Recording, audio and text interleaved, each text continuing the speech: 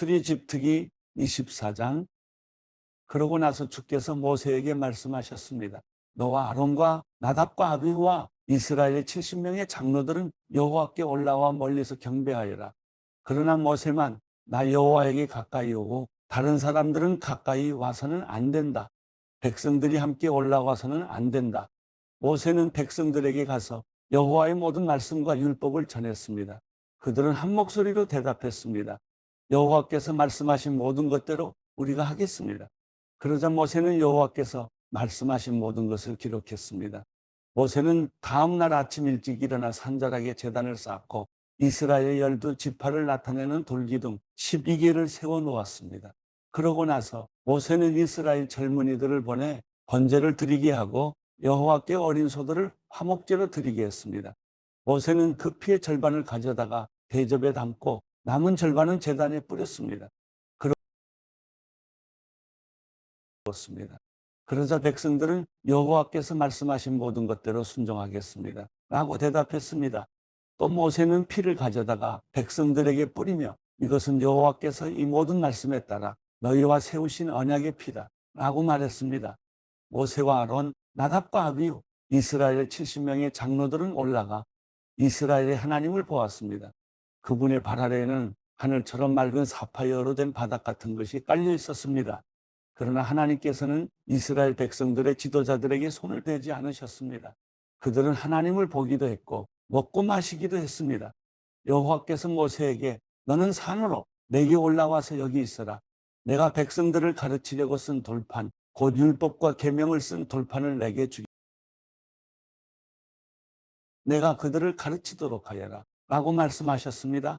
그러자 모세는 일어나서 그를 보자 하는 여호수아를 데리고 하나님의 산으로 올라갔습니다.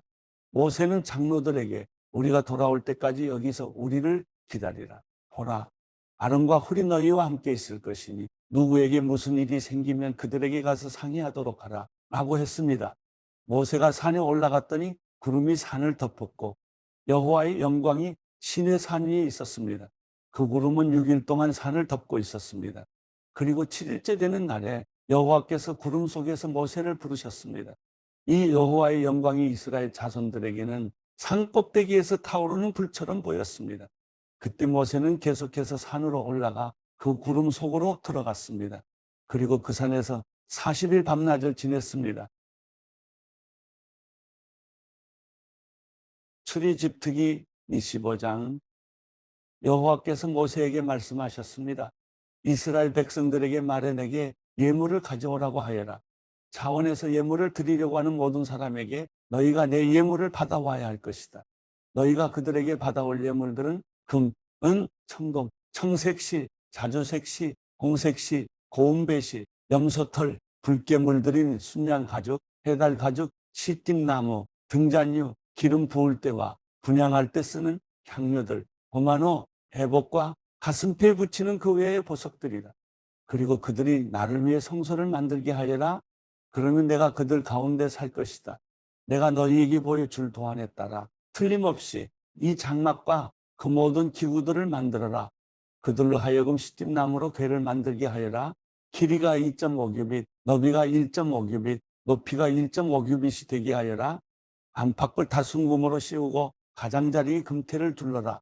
금을 부어 고리 4개를 만들어 궤 밑바닥 내 모서리에 달되 둘은 이쪽에 둘은 저쪽에 달도록 한다.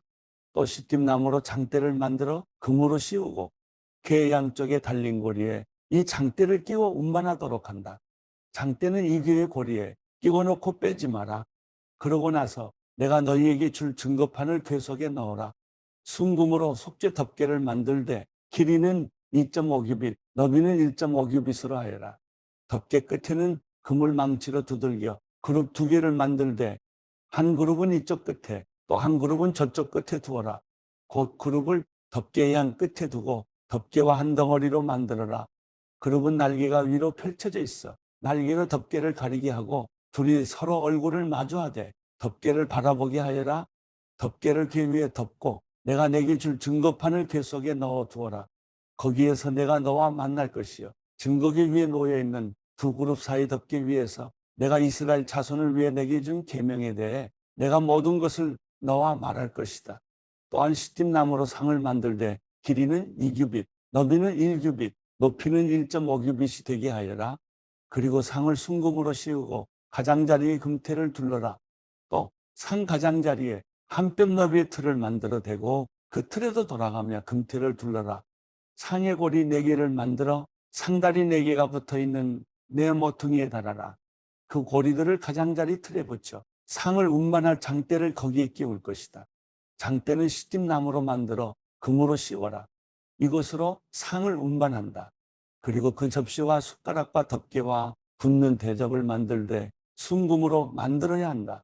이 상 위에 진설병을 두는데 그것이 항상 내 앞에 있게 하여라. 등잔대는 순금으로 만들되 망치로 두들겨 만들어라. 그 받침대와 대롱과 꽃 모양의 장과 꽃받침과 꽃뿌리를 다 한 덩어리로 만들어라. 등잔대에는 곁가지 6개가 한쪽에 3개, 다른 한쪽에 3개로 뻗어나 있어야 한다. 가지들의 모양은 꽃받침과 꽃뿌리를 갖춘 아몬드 꽃 모양의 잔 3개가 연결된 것으로 등잔대 양쪽에 붙어있는 6개의 가지가 그런 모양이 된다. 등잔대 가운데 기둥에는 꽃받침과 꽃뿌리가 있는 아몬드 꽃 모양의 잔 4개가 달린다. 다만 등잔대 가운데 기둥의 첫 번째 잔에서 첫 번째 가지들이 두 번째 잔에서 두 번째 가지들이 세 번째 잔에서 세 번째 가지들이 양쪽으로 뻗어나가는 모양으로 곧 6가지의 모든 잔이 받침이 되게 한다.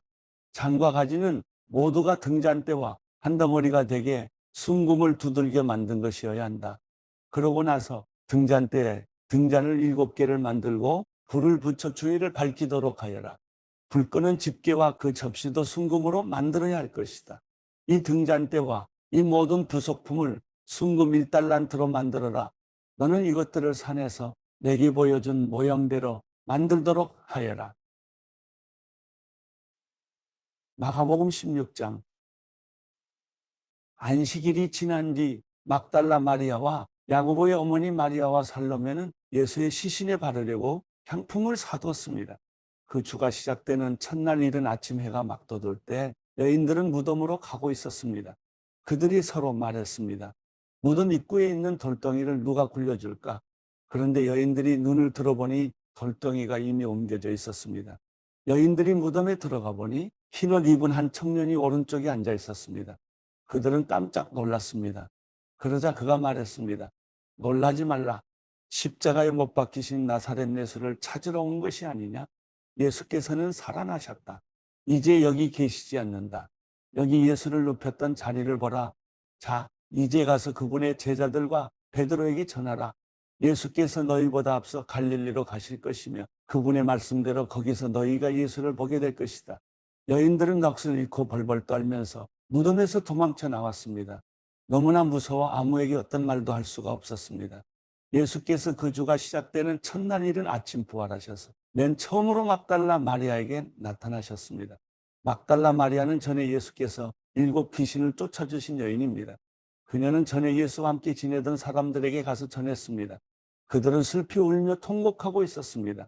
그러나 그들은 예수께서 살아나셨다는 소식과 또 마리아가 그분을 직접 보았다는 말을 듣고도 믿지 않았습니다. 그 후에 그들 가운데 2 제자가 시골로 내려가고 있는데 예수께서 전과는 달라진 모습으로 그들 앞에 나타나셨습니다.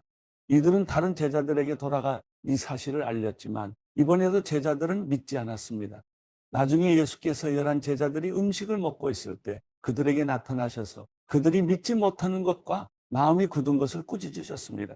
예수께서 다시 살아나신 후 자신을 보았다는 사람들의 말을 제자들이 믿지 못했기 때문입니다. 예수께서 제자들에게 말씀하셨습니다. 너희는 온 세상에 나가서 모든 사람들에게 복음을 전파하라. 누구든지 믿고 세례받는 사람은 구원을 받을 것이요. 누구든지 믿지 않는 사람은 심판을 받을 것이다. 믿는 사람들에게는 이런 표적이 따를 것이다.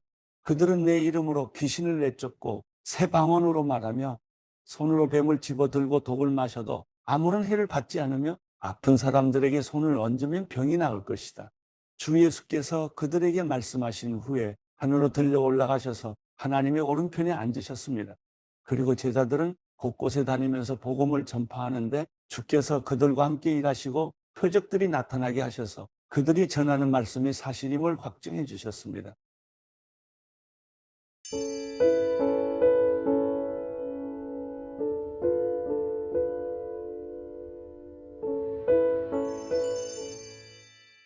시편 41편. 가난한 사람들을 생각해 주는 사람은 복이 있습니다. 고통당할 때 여호와께서 그를 건지실 것입니다. 여호와께서 그를 보호하시고 살려주실 것입니다. 그가 땅에서 복을 받을 것이며 주께서 그의 적들의 뜻대로 그를 내주지 않으실 것입니다. 그가 아플 때 여호와께서 그에게 힘을 주시고 병상에서 일으켜 다시 건강하게 해 주실 것입니다. 내가 여호와여 나를 불쌍히 여기시고 내 영혼을 고쳐 주소서. 내가 주께 죄를 지었습니다. 했습니다. 내 적들이 내게 악담을 합니다. 그가 언제 죽을까? 그의 이름이 언제 사라질까? 하며 나를 보러 와서는 빈말이나 늘어놓고 마음 가득 악을 모아 두었다가 밖으로 나가서 퍼뜨리고 다닙니다.